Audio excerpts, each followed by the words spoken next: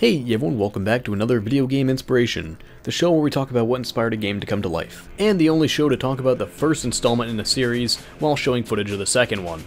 Wait, is this the original Half-Life? Hey guys, look at that!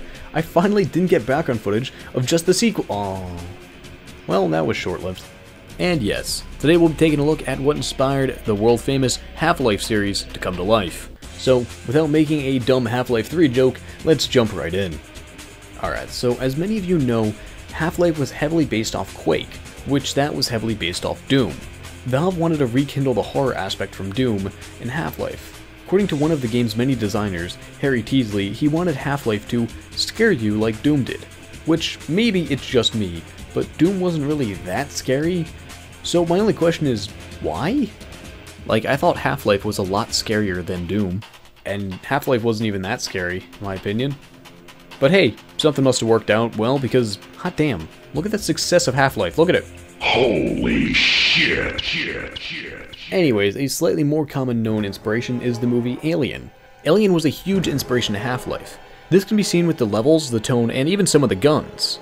But most importantly, this is very prominent with one of the most popular enemies, the headcrab.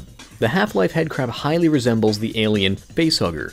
Both these aliens you want to keep as far away from your head as possible, because one will impregnate you, and because the other one will turn you into a gross zombie thing.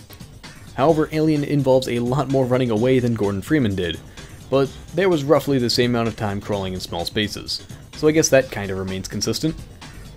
Another slightly lesser known inspiration is Stephen King's short story, The Mist. This tale is about the fictional Arrowhead military base unleashing a supernatural monster that hides in mist.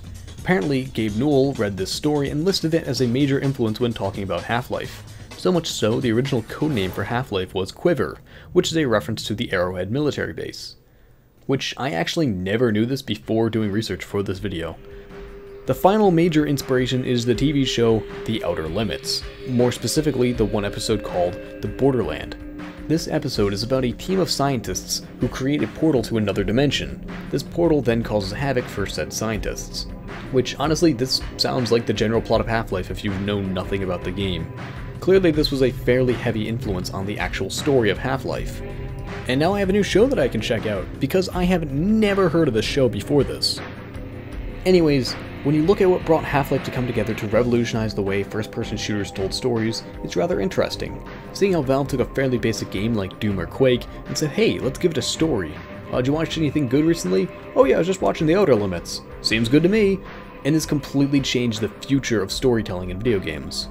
Seeing how all of these both popular and unpopular media come to form the concept of Half-Life makes you reflect on what inspired yourself and your hobbies.